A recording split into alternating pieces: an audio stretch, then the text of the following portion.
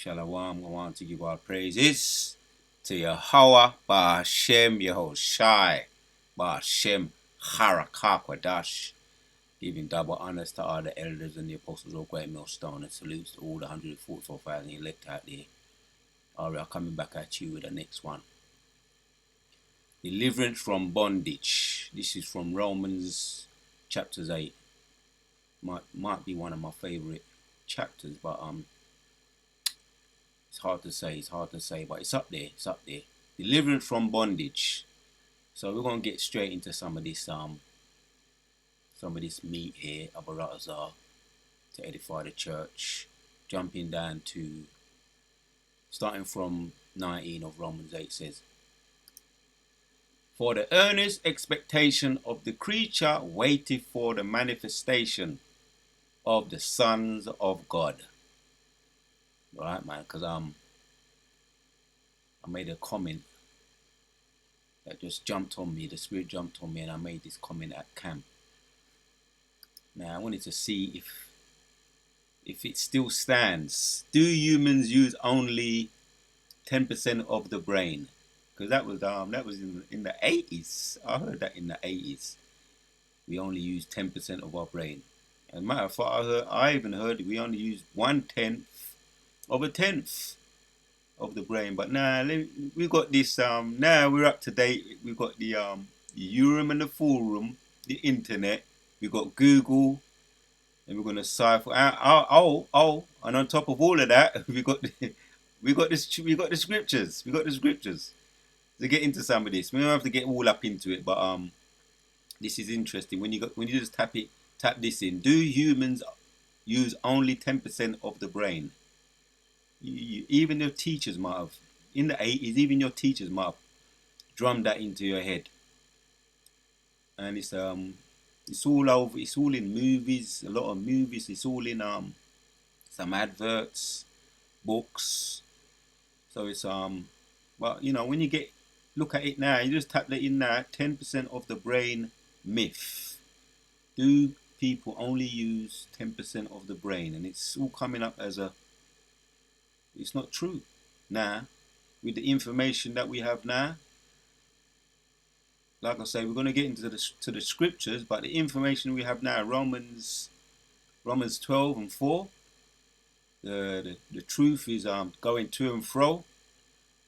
The truth shall be knowledge shall increase, loosely paraphrasing. So now we have more information on this subject. Even with these doctors, the doctors, the falsifiers, the scientists. Let's check out one of these articles here. There's a lot here, but let me just select one of them.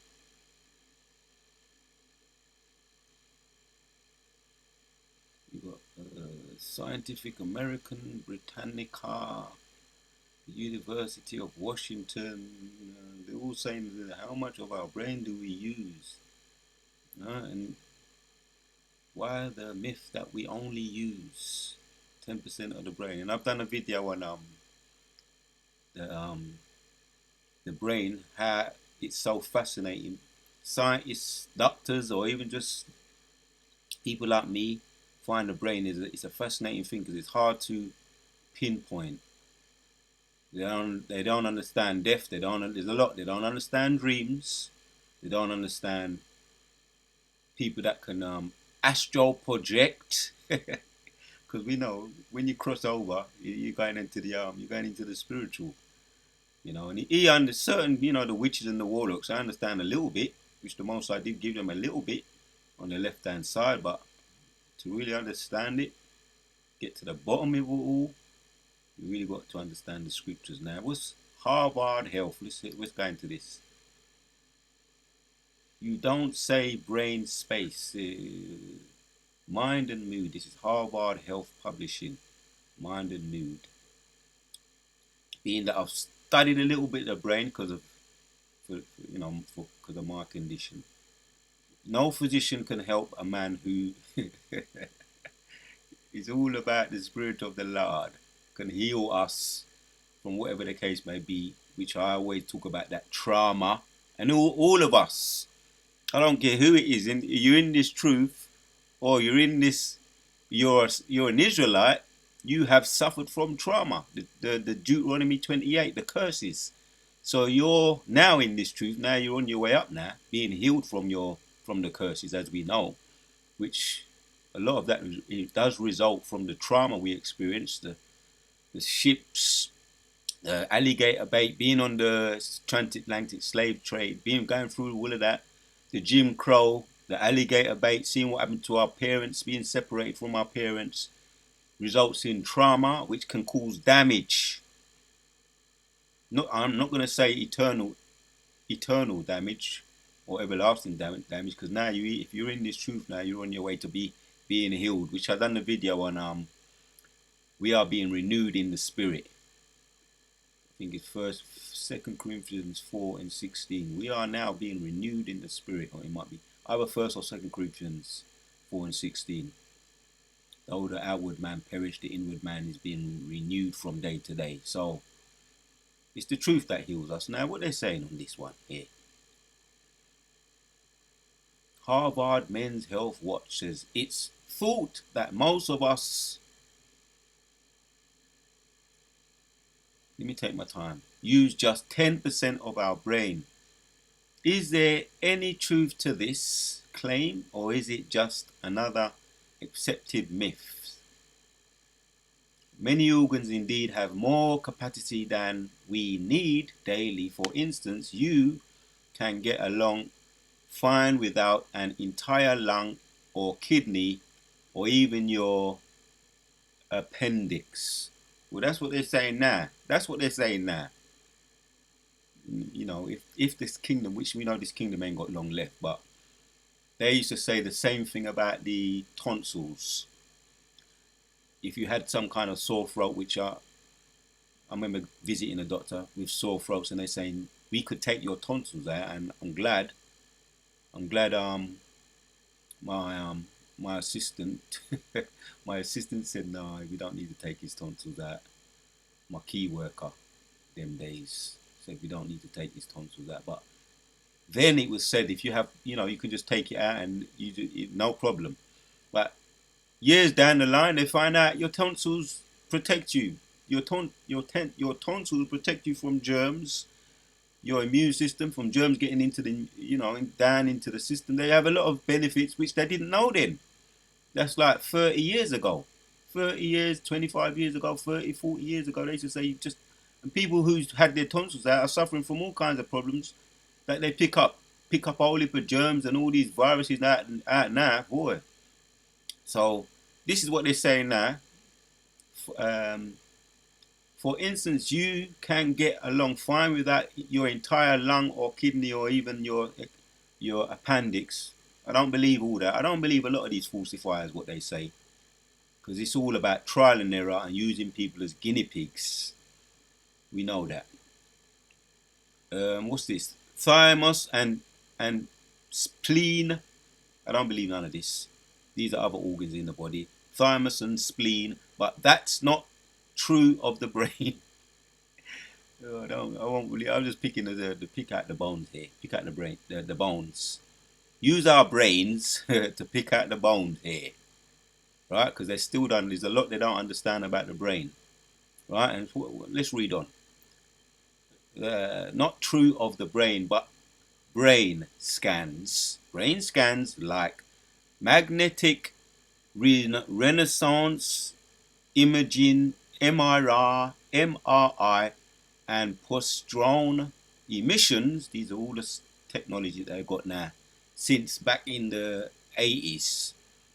Since in the 80s, things have vastly improved as far as technology and all the equipment they have in these hospitals and these, I call them graveyards now. They call them hospitals, I call them graveyards. We've got a lot more technology since the 80s and the 70s and the 90s. That goes back into knowledge has increased. So there's just, we're taking a lot of this with a pinch of salt though, but picking at eating the meat and dashing away the bones. These are other emissions, tomoprophy, PET. These are other forms of MRI, updated forms of MRI. Or them days it was X-rays. Now there's Things have improved vastly since the X-ray times. MRI, another one called MET, show that people regularly use all of the brain. Right? Some parts may be more active at any given time or during a particular activity, but there is no part of the brain that is known to be unused or completely unnecessary. So this is what's it's blowing that so-called myth out the water, what we was taught, what we picked up, either directly or indirectly through television, movies, or adverts. Things have changed. That is known to be unused or completely unnecessary. Where did the 10% claim originate? You could point to the brain's mysterious ways, and that's what I like about the brain. Like I say, they don't understand dreams, they don't understand a lot of illnesses that they're never going to understand, because we know it's all about spirituality and whatever the case may be, angels and demons and all of them things there, right? Why people get a lot of all these kind of illnesses, and like I mentioned about trauma. They don't understand trauma. They don't understand why some people get shoot up 9 times. Some people get shoot 9 times and they still live. Some people get who is that? 50 Cent 9 times and they still live. Some people get shoot up once and they kick the bucket. Some people get shoot up 6 times, 2-pack, and they live. Another time they get shoot up once and they kick the bucket. There's a lot about the brain they don't understand. Again, yeah. Point to the brain's mysterious ways. So it's so mysterious. Scans don't provide a perfect estimate of how much we use our brain at any one time. Plus, when a brain area is engaged during an activity, not every cell in that part of the part is used at that exact moment. But that does not mean that those cells are never used. Enough of that. Enough of that. But that's the point. I'm just making a point, right? They're saying it's thought that most of us just use 10% of our brain. Is there any truth to this claim, or is it just another accepted myth, right? So a lot of these come to the conclusion what they used to say to us 30 years ago, 20 years ago, 40 years ago. We only use 10% of our brain. A lot of these articles now say it's a myth. Just looked at that. Just, another thing I tapped in here. I tapped in with this one. Do humans use only 10% of our brain? And then I tapped in this one. How much of the brain do we use? What does science say? Right? Because this is one of my things I used to get into from time to time about the brain. Because of my condition, which is dyslexia. I was told I have dyslexia, but like I say, there's a whole heap of dyslexia. There's dyspraxia. There's HDD now. There's all kinds of flipping things now. From since back those days, back in the day, if you didn't like school, you didn't do well, you just bunked off. But now you know, like I say, knowledge has increased with all the technology that is out there now. How much of the brain do we use? What does scientists say? And they think, another thing too, when you hear about people with dyslexia and all these other things, they assume that there's a lot of people, not all, a lot of people assume that they're not very intelligent. But the more you understand about these things, the more you understand it's just a different it's just a different way they learn, or we learn. And it goes to for all of these: dyspraxia, dyslexia, HDD, attention deficit disorder. It's just a different way of learning or processing things. That we process things differently. So, which are again, the Most High gave me that. And I believe I know why he gave me that. And whatever you have, I hope you understand whatever you have, whatever the trauma that you suffered, and it gave you whatever you got now, Akim. I hope you get. The one thing I do understand is that we all gonna be healed. One thing I do know is that we all gonna be healed. But to understand why the Most High gave you that is for you to look into. We know generally why the Most High gave us what we gave us, to refine us and to make us into better people. Thorns in the flesh, Apostle Paul went into that. When I am weak, then I am strong. So yeah, we kind of know. We kind of know anyway. So let's read. This myth was examined on a 27th of October 2010 episode of the Mythbusters. The host used. I'm going to attempt to do this one here. No, as a matter of fact, you read that one. You read that. All right? The host used and functional magnetic Renaissance imaging to scan the brain of someone attempting a complicated mental task, and found that as much as 35% was used during their test. So now this is the latest now that they've come to the conclusion is now it's not 10%, it's gone up now to 35%. Like I say, we're going to hit some precepts to get to the foundation of the matter. A little bit more here. It says, does scientists understand the human brain? Scientists have known for centuries that the brain is the seat of human thought, but we are still in the dark about how it works. For Brain Awareness Week 2022 lab notes asks for neurologists to get onto the weeds with us about why the brain is so complicated and hard to understand. There you have it. That backs up what I said earlier. There's still a lot about these so-called scientists. There's still a lot that these so-called scientists, brain boxes, what other words there is, masters, lab masters, or whatever, all these clever people, still they can't get to the bottom of understanding the brain. Scientists, physicians, falsifiers, clever people with master degrees, masterminds can't get to understand the truth, the complicated and hard to understand. They said the brain is complicated. Why the brain is so complicated and hard to understand? Right? So, do we have the answers? Let's go to the scriptures, okay? Let's get straight to the point, man. The scriptures I read, kind of gives us an idea. There's more. We're going to back it up. Yeah, Romans 8 and 19. Why I like some of these precepts here in Romans 8. Now, you may understand why. For the earnest expectation of the creature waited for the manifestation of the sons of God. Yeah. Right? So, what are they waiting for?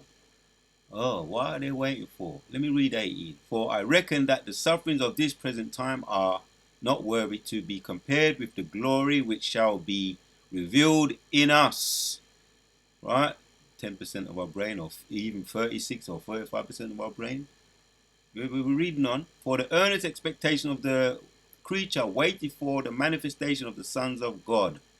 For the creature was made subject to vanity, not willingly, but by reason of him who have subjected the same in hope.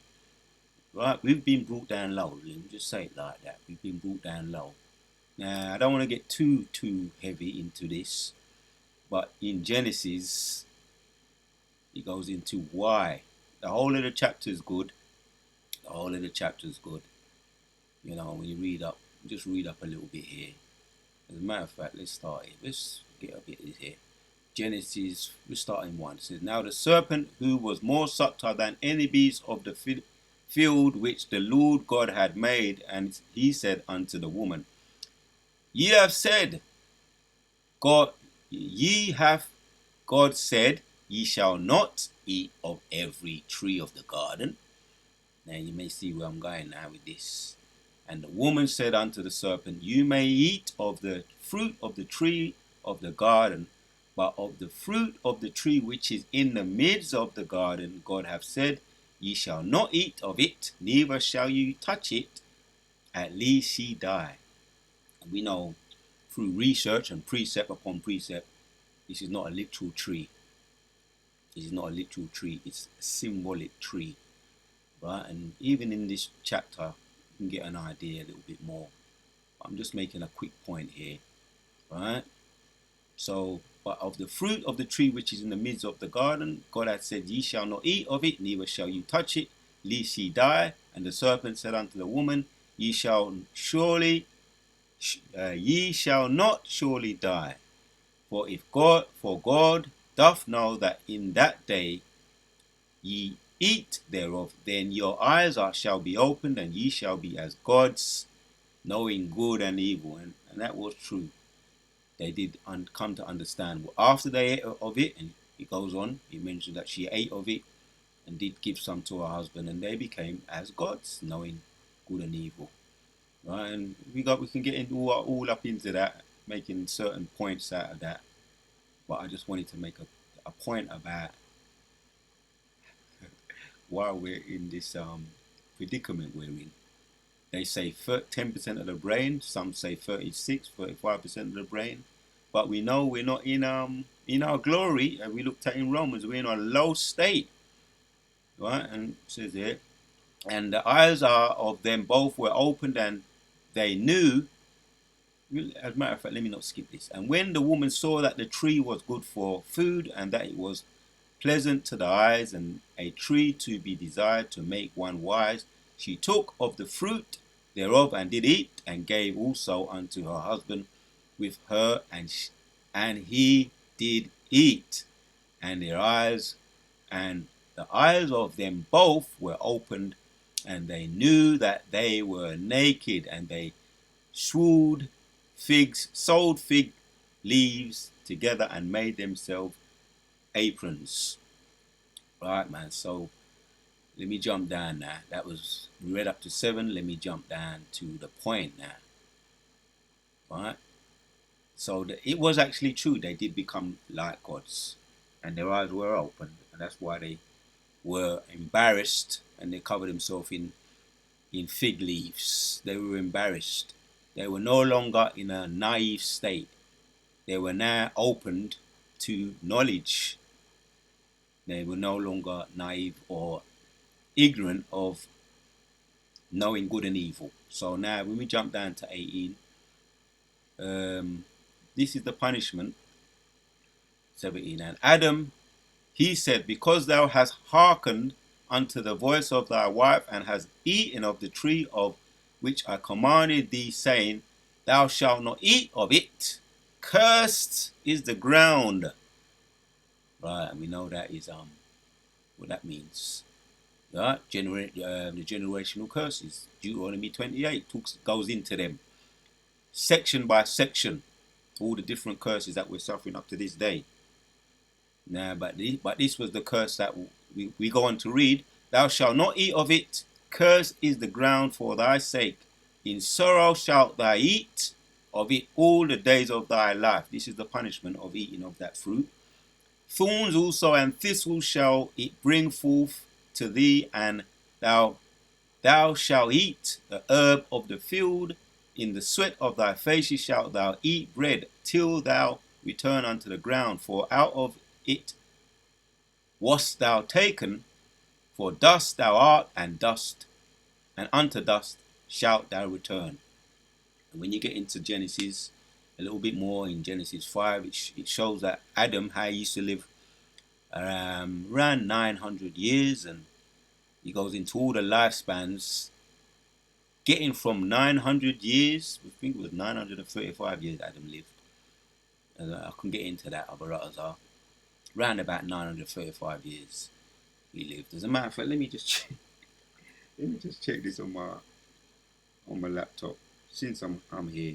Genesis chapters 5. Adam. So, and Adam lived 130 years and begot his son. So, Adam lived 130 years. And it goes on. That's all in Genesis 5. So, from then, when it talks about the sweat of his face shall thou eat bread till thou return unto the ground, for out of it wast thou taken, for dust thou art, and dust thou shalt return. Right? Since that time, he started to deteriorate in his lifespan, because he was more of a god.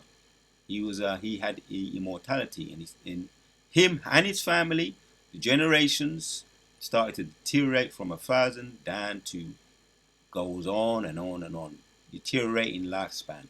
The egg timer started to tick as far as his lifespan, right? 130 years. And Adam called his wife name Eve because she was the mother of all the living. And unto Adam also and his wife did the Lord God make coats of skins and clothed them. And the Lord said, let me take my time. You got to take your time when you read, yeah? And the Lord God said, behold, the man is become as one of us to know good and evil. See what happened? He didn't lie. It did happen. They did become as God, knowing good and evil. This backs it up here. Yeah, become as one of us to know good and evil. And now, lest he put forth his hand to take also of the tree of life and eat and live forever. Right? We know the tree of life is that symbolism again. Right? Just like the tree of apple of knowledge, just symbolism. Therefore, the Lord God sent him forth from the garden of Eden to till the ground from whence he was taken. Again, he started his lifespan deteriorated from being a mortal God, or an immortal God, not a mortal, an immortal God, to having a life span of, at that time he lived 130, and deteriorating from generation to generation lifespans. So he was no longer a powerful God, right? So they did get to understand knowing good and evil though. So he drove out the man, and he placed at the east of the Garden of Eden cherubims, right? So that was the garden, that means paradise, Edom or Adawam, paradise, Adam, paradise, and the whole earth was a paradise. But the curses took effect, and it mentions about the foods and the thistle. Now that's why brothers have to work, and they're always under pressure. This is the generational curses, talking about working. 18. Then also, and the thistles shall it bring forth to thee, and thou shalt eat of the herb of the field. That's part of the curses. Right, until you get to the generational curses now, up to this very day, brothers. We got to work for them to make our money, man. That's why brothers have all these ailments, headaches, backaches, all kind of things. See, it didn't pay off. It didn't pay off. So that he drove out the man, and he placed at the east of the Garden of Eden cherubims, so that they can't return, the angels. A flaming sword which turned every way to keep the way of the tree, keep the way of the tree of life, so they can't get back to the garden. Which is symbolic again. They had to suffer the consequences, which was to no longer be have immortality. So I was just making a point about that. There's more precepts to back that up, right? So you talk about becoming lesser people, right? This is another precept to back that up, right? We're gonna get more. There's a couple more. We're gonna end it. Jude chapters 1 and 6 says, and the angels which kept not their first estate, but left their own inhabitation, who have reserved in everlasting change unto darkness, unto the judgment of the great day. Deterioration, didn't keep their original position, went after other gods, bowing down to other gods, idol worship. And the angels are talking about the elect. That's us. And we did get to know good and bad, but you see, this is all part of the punishment of knowing it, or taking something that don't belong to you. See, Most High deteriorated us. We got another one to back that up even further. Most High, he said, he have reserved, and the angels which kept not their first estate, but left their own habitation. Again, idolatry. Yeah, that's what happened. Also, why the Most High brought the flood, the deluge, the times of Noah. He brought the flood because they were doing everything that they wasn't supposed to be doing, idol worshipping, having doing things which the women are talking about really are the philosophies and the idol worship, fornicating with spiritually speaking, doing things taking things that didn't belong to them. So, but left their own habitation. So he reserved in everlasting chains unto darkness, unto the judgment of the great day. He backs up what I just read also in Romans 21. The creature itself also shall be delivered from the bondage of corruption. That's that bondage, the chains of darkness. We won't be delivered from that. Right now, yeah, we are brought down to a lower state, which does make that true, however you want to cut it or slice it, not being able to use, or some say 35% of our brain, some say 10%, whatever it is, we're not using our brain, looking at it from the scriptural perspective, we're not using all of our brain or all of our powers, which we're going to get into that too. What are our powers, man? We've been deteriorated here. It backs it up even further. Isaiah 41 and 40 says, "Fear not thou, worm Jacob. See? And ye men of Israel, I will help thee, saith the Lord, and the Redeemer of the Holy One of Israel." Right? You can get the idea. Worm. We've been brought down to nothing but, in the spirit, worms. You know how vulnerable worms are. We don't really need to go into that too much. As a matter of fact, let me just look at one of the translations. He describes us as a worm. Yeah?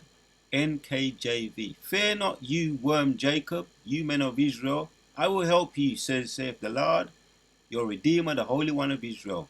NLT. "Though you are a lowly worm," right? "Though you are a lowly worm, O Jacob, don't be afraid, people of Israel, for I will help you. I am the Lord, your Redeemer. I am the Holy One of Israel." Though you are a lowly worm, O Jacob. See, we've been reduced. We don't use the capacity to its fullest extent. You can talk about the brain, you can talk about the body, you can talk about your arms, your legs, you can go into it. If you really wanted to get scientific, we ain't going to get too scientific, but it's actually true. Yeah? "Do not be afraid," NIV. "Do not be afraid, it's all spiritual. The spiritual aspects covers all things. The practical, the scientifical, the logical, the mathematical.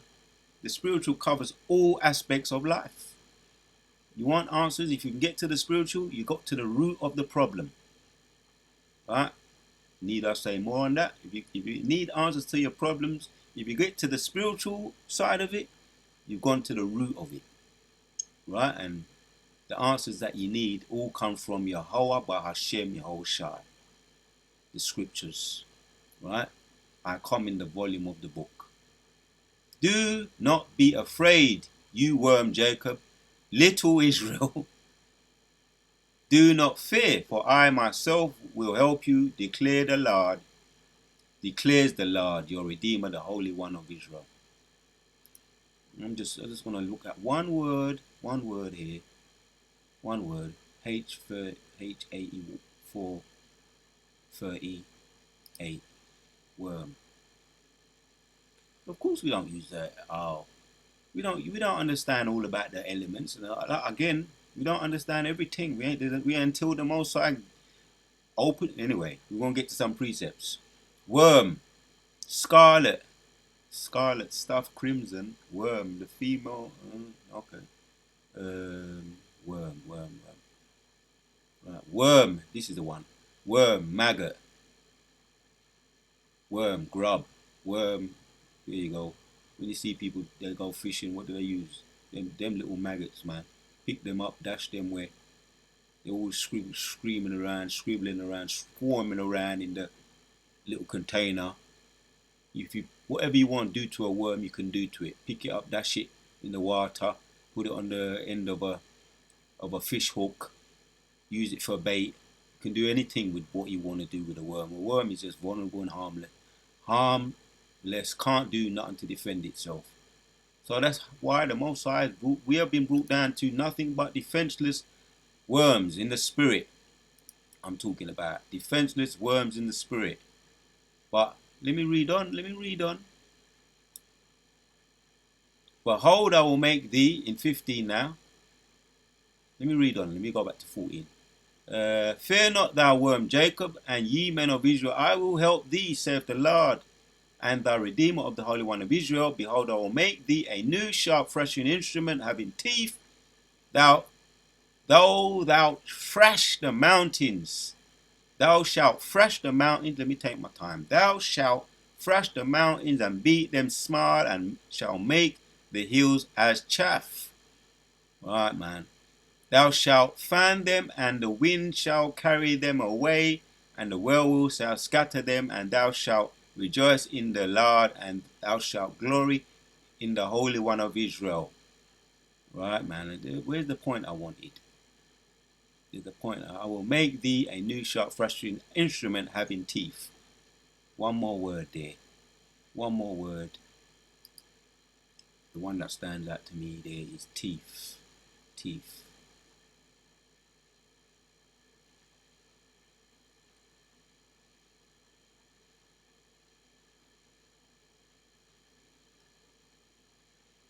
Page 6374. So what? Teeth, teeth, edge, mouth. Now when you get into some of the, let's see if I can pronounce it here. P for ye, teeth. If you get into some of the scriptures here, you're going to understand something. If I can tap into some of it. No, you can't. But we know anyway that teeth does represent power. A sword. Power. Yeah, and it does go on. It does go on talking about. Here it is. Two-edged sword. There you go. Following manner, two-edged sword, teeth. Right. So we're gonna have teeth. We're gonna have a two-edged sword, which we know does represent power. Two-edged sword to do as we let the praise of God be in their mouth, and a two-edged sword. There you have it. That's what I wanted. Psalms 149 verse 6 says, let the praise of God be in their mouth and a two-edged sword in their hand. And that's the teeth there. Symbolism. Teeth or sword. And it's giving us there right there. Yeah, we're being spoon-fed right now in the spirit. So that's what that is. Teeth is sword. And we're going to be given a sword, man. To do what? To thrash an instrument. Oh man, I didn't want to get all up into it, but I must be allowed to look at these words, Baba Kushar. Thrashing sledge. Root meaning to tribute a thrashing sledge, thrashing instrument. I had no idea I'm going to be getting into these words, but you know, one thing can lead to another. So if I can pronounce it here, Maharaj, in the strong definitions, Maharaj, thrashing instrument or teeth, sword. That's all I need, man. That's all I need out of that, man. So yeah, man, from worms, that's it. Yeah, fear not, Jacob uses just a little worm right now. You don't use percentages of your brain. You're brought down low. But you know what? This is the part I've been waiting for. This is the part I've been waiting for. Abu Ratazar. Yeah, Wisdom of Solomon 7 and 17. They say patience is a virtue. Yeah, we're waiting. Yeah, Abu Razar, and that's part of, that goes into the scriptures too. Virtues, that's part of it. Being patient, waiting patiently. What we're waiting for? Because right now we're worms. What we're waiting for? Let's read. Let's read. Let's read from 44. She is a treasure upon men that never falleth, which they that use become the friend of God, being commanded for the gifts that come from learning. Yeah, worms, from worms learning though. Worms are learning. Right now we're worms just learning. God have granted me to speak words of wisdom of Solomon, as I would, and to conceive as is meet for the things that are given me, because it is he that leadeth unto wisdom and directeth the wise. For in his hand are both we and our words, all wisdom, also the knowledge of workmanship. Here's the kicker. For he has given me certain knowledge of the things that are, namely to know how the world was made and the operation of the elements. Don't tell me about no 10% of the brain. Soon that's going to be, they say it's a myth right now, but it's definitely ain't going to be nowhere near nothing, out of the window completely. 35% of the brain out of the window. Not even a debate. They say it's debatable whether we use 10% of our brain or 35% of our brain. It's debatable. They say it's debatable. 35% of our brain. And check this out. Check this out, right? This all came to me in the spirit, by the way. It came to me in the spirit to do this video, and this came to me today. The movie Lucy 2014, and I just tapped this in storyline, just to give us an understanding of what am I trying to say? Maybe it might help. When the storyline of the movie Lucy, when a boyfriend tricks Lucy, Scarlett Johansson, unto delivering a briefcase to a supposed business contact, the once carefree student is abducted by thugs who intend to turn her into a drug mule. If you saw the movie, you might understand better what I'm getting at here. You saw the movie. Turn her into a drug mule. She is surgically implanted with a package containing a powerful chemical, but it leaks onto her system, giving her superhuman abilities, including telekinesis and telepathy. With her former captors in pursuit, Lucy seeks out a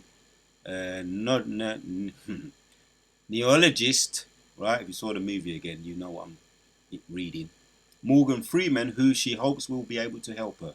So she was at a capacity, a low human, assuming that we only use 10% of our brain. And that drug, what she was drugged with, right? It said that implanted with her package containing a powerful chemical, but leaked onto her system, giving her superhuman abilities. If you saw the movie, you see what I'm trying to say. She was using all of her brain, and she had superhuman abilities, the power of telepathy,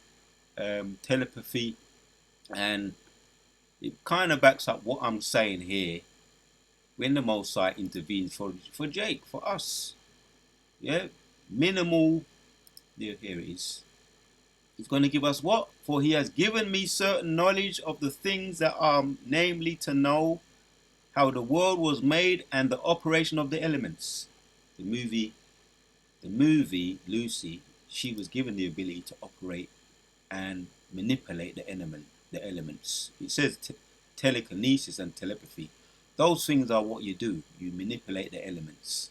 And she actually tapped in and she started to hack computers. She went back in time. She time traveled back in time. She came back and she had the ability to deal with which is all bullshit in the bloody movie. I didn't like the movie anyway, but I'm just making the principal point. Yeah, and a woman as well, which is feminism, beating up men, all kind of bullshit in that movie.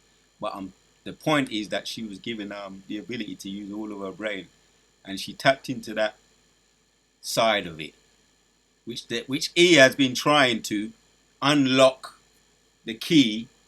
The scientists have been trying to been doing that, and they have done that to a certain extent on the left hand side, using demons and worshipping. You know what they do. We brothers go into what they do, using left hand side, sacrificing and all them kind of thing to tap into the demon side of things. That's what they do, Baphomet, and they get certain amounts of powers, and it's backed up what we saw in um, Pharaoh and his musicians, Jamis and Jambres, when they came against Pharaoh, and his serpent, his rod turned into a serpent, and their rods turned into serpents. Two rods turned into serpents, and Moses' rod ate up their rods, serpent rods. Moses' rod ate up their rods, their serpents. So the right hand side, it shows there, the right hand side has power, the left hand side has power, but the right hand side has more power. Yeah? If you look at that movie with a spiritual eye, you will see what I'm saying. And even this stupid movie here, Lucy, 2014, but if you look at it with a spiritual eye, you will see what they're getting at. They use left hand side, they do tap into left hand side energy and have a certain amount of power. So you can understand. So yeah, but now let's get back to this. Wisdom of Solomon 7 and 17. For he have given me certain knowledge of the things that are, namely to know. Right? This is going to come to pass, man. And yes, Solomon did have knowledge. We know about all the thousands and thousands of proverbs he wrote. The book of Proverbs, Ecclesiastes goes into that. Wisdom of Solomon, that's all in the scriptures. It's all been documented. The wisdom that Solomon had. He built the temple. He reigned for 1,000 years and kept it peaceful. So he had wisdom, and he had the understanding how the world was made and the operation of the elements. And yeah, the elect, from being worms, from using so-called 10% or 35% of the brain, most are going to open up to an abounding infinity, being immortal, having the operations of the elements, the beginning and the endings of the midst of the times. Yeah, the movie, she did all that, even though it was foolish folly, but they get that from, like I say, they use our kind of left hand side to do what they do. But it's more limited, obviously, because the Most High wouldn't give them, he's only going to reserve that for his elect. Yeah, the beginning, the ending of the midst of the times, the alterations of the turning of the sun, right? And yeah, and even now, to a certain extent, Issachar, so-called Mexicans, they've been given that.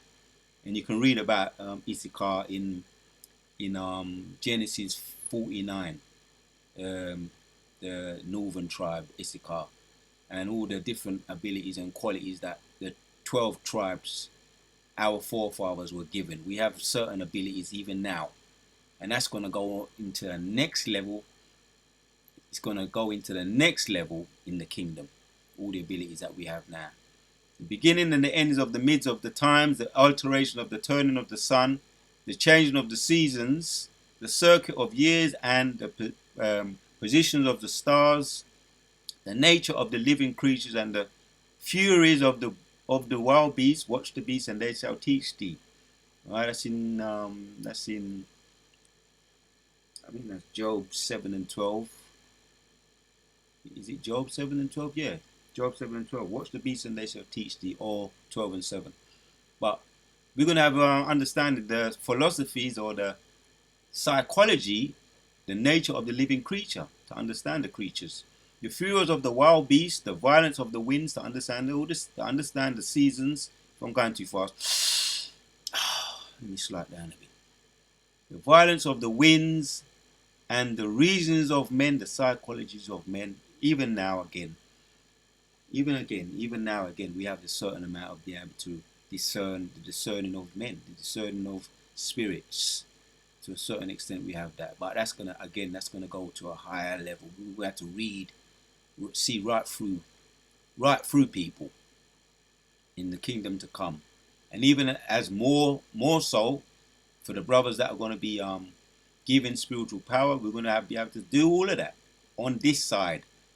For the superheroes that are going to be programmed with spiritual power, the real superheroes, reason of men, the adversities of the plants, botany, to understand plants, the virtues of roots.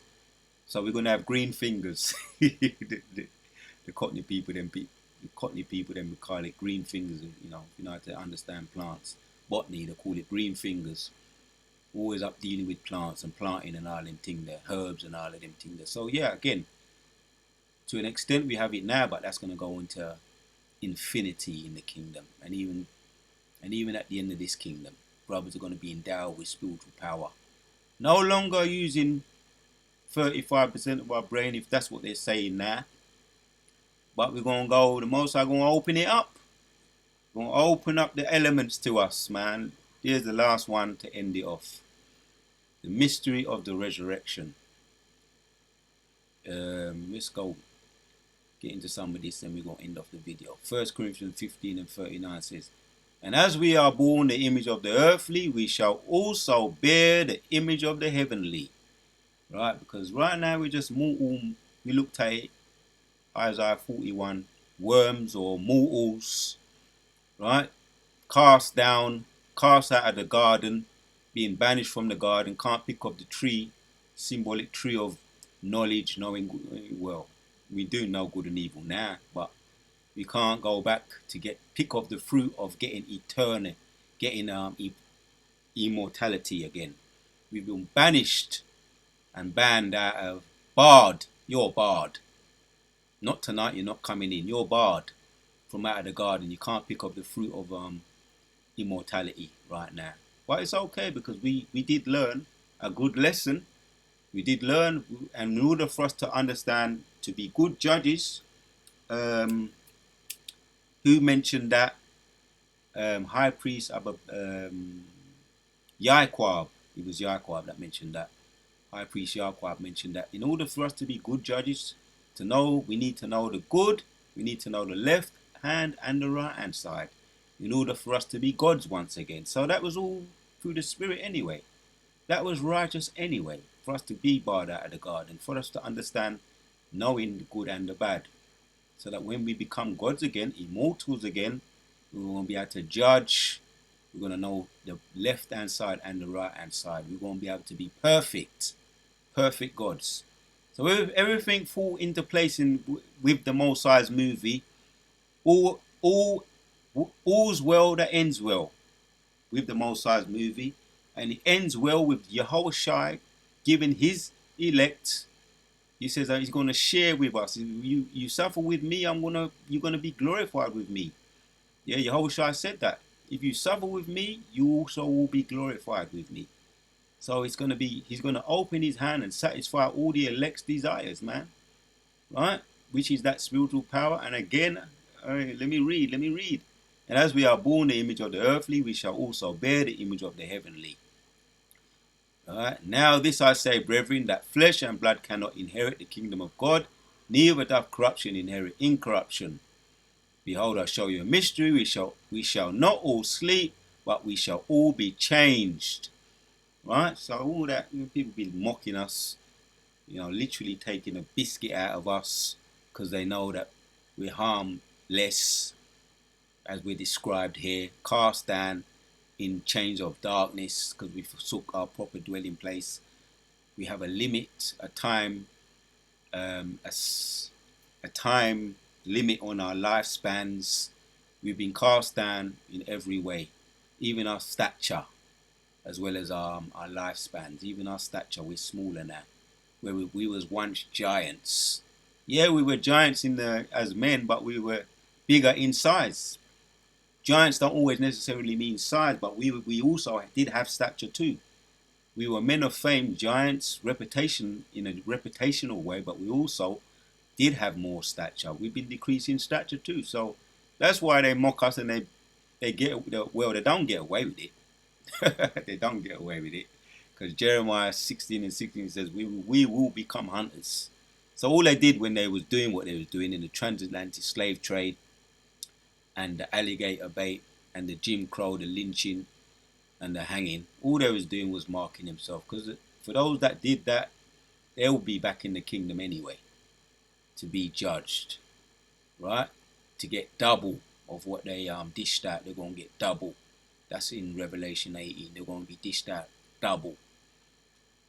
Behold, I show you a mystery. We shall not all sleep, but we shall all be changed in a moment, in the twinkling of an eye, at that last trump, for the trumpet shall sound, and the dead shall be raised up, incorruptible, and we shall be changed. For this corruptible must put on incorruption, and this mortal must put on immortality. Yeah, that's it. So we're going to be given immortality, man. Enough of being worms. Enough of being cast out of the garden. Enough of having a egg timer on our lifespan and being smaller in stature. Enough of that. Most High going to deliver us out of all of that. That's all I needed, man. That's all I needed to bring out. So yeah, let them say what they're saying. Yeah, maybe there's truth to it. Maybe it's a myth. Maybe it ain't. Doesn't really matter. Most High going to lift us out of that low state what we're in right now, using less of our brain capacity. Let's just say it is less. You can't maybe put a number on it, but it's less. And we know that. In the spirit, we know that. That's why the Most High is saying, what is he going to do? For he have given me certain knowledge. Back to it. Wisdom of Solomon 7:17. For he has given me certain knowledge of the things that are, namely to know how the world was made, the operation of the elements. Enough said on that. Most are going to open up the capacity of the brain. That's all I want. I want to give our praises to Yahweh Shimmer Shai. Once again, double honors to all the elders and the apostles of Great Millstone, and salutes to all the 144,000 elect out there. We on to the next.